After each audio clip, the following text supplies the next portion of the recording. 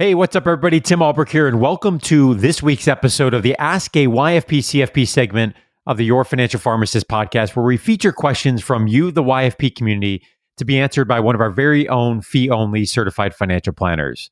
Please note this podcast is intended for educational purposes and should not be considered financial or investment advice, as we do not know all the variables to one's personal situation when answering a question. Before we jump into today's question, a shout out to our extraordinary YFP financial planning team that makes this segment possible. Your Financial Pharmacist offers fee-only comprehensive financial planning services that are customized to the pharmacy professional. So whether you want to pay off your student loans, make the right investment decisions, or simply build a solid financial plan, we'll help get your income working for you rather than the other way around. You can learn more by visiting yfpplanning.com. Again, that's yfpplanning.com. Okay, this week's question comes from a YFP community member in the YFP Facebook group. Question is, I was a 2020 grad and currently working as a retail pharmacist. I did not enroll in medical coverage from my employer as I could just stay on my parents' insurance another year. Thanks, mom and dad. However, annual enrollment for health insurance has begun, and I am looking to start getting my own health insurance. The only problem, my employer does not offer a health savings account option. Can I enroll in an HSA on my own while still taking the insurance from work, or should I look at marketplace private options? Tim Baker, what are your thoughts?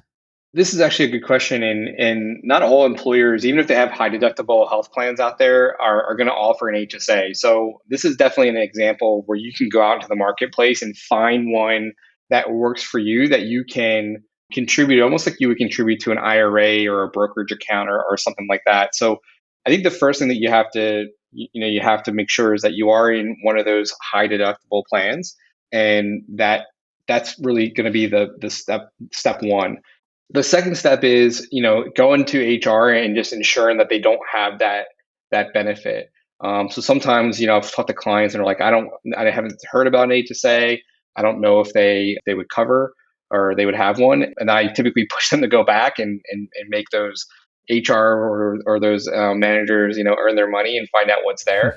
Mm-hmm. And sometimes they come back and they say, yeah. And actually, I've had a conversation in the past where they're like, not only do we have an HSA, but there is some type of match to incentivize you to use some of those, high deductible plans. And just a reminder, the minimum annual deductible for an individual, to be considered is $3,600 is the contribution that you can make. $7,200 for a family. The minimum annual deduction is $1,400 for an individual, $2,800 for a family. So it's important to know that and to kind of check to see what your benefits are. And then the second thing is that if you come back and there is no HSA, it is to go out into the marketplace. And just like IRAs, just like 401ks, HSAs are not created equal. So you can have really, great HSAs that offer low cost, low investment expense ratios, depending on what you're looking to do with that.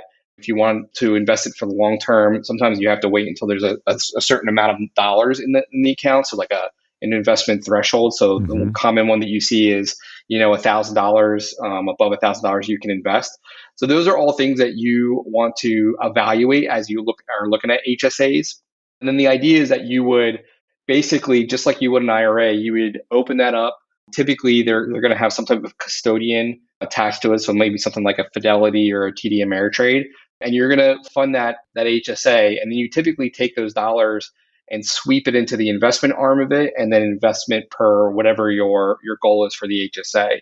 Obviously, fees and expenses are going to be a big part of this, but then also just knowing like what is available to you from an employer perspective and what's not.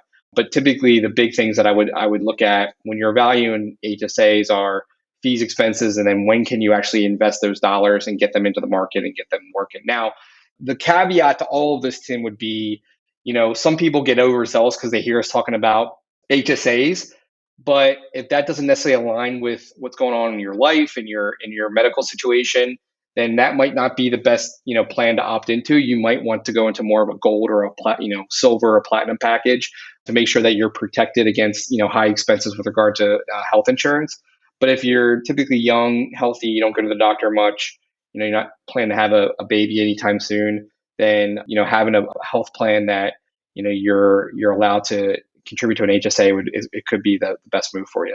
Yeah, so glad you said that, Tim. You beat me to it. I was thinking the exact thought is I think we often talk about HSAs from the opportunistic saving side, but we need to remember that, for folks that have known medical expenses and needs, like we've got to take a step back and evaluate what's the purpose of what we're trying to do here with the HSA. And, related to this question here, to your point, not only are all HSAs created differently, so are all employer medical plans in terms of the quality of them, the deductible, maximum out of pocket, et cetera. So depending on your individual conditions, your individual medical needs, it may make sense to stay in the employer plan, or perhaps it does make sense to go out and look for an option that you have an HSA. So another example, take a step back, evaluate how this applies to your personal situation. Certainly great place and an opportunity here to interact with the planner to really help figure out where does this fit in the context of the rest of your financial plan and goals. And for those that are hearing this and wondering, where does an HSA fit into your own financial plan? Episode 165, we talked about the power of a health savings account. We broke down exactly what is an HSA and how might it be used for one as it relates to the financial plan. Appreciate the question here that came from the YFP Facebook group. If you're not already a part of that group, we'd love to have you join that community of thousands of pharmacists across the country that are really committed to helping one another on their path towards achieving financial freedom. If you have a question that you'd like to have answered on an upcoming episode of an Ask a YFP CFP, make sure to go to yourfinancialpharmacist.com/ask YFP, or you can send us your question via email at info@yourfinancialpharmacist.com. Have a great rest of your day.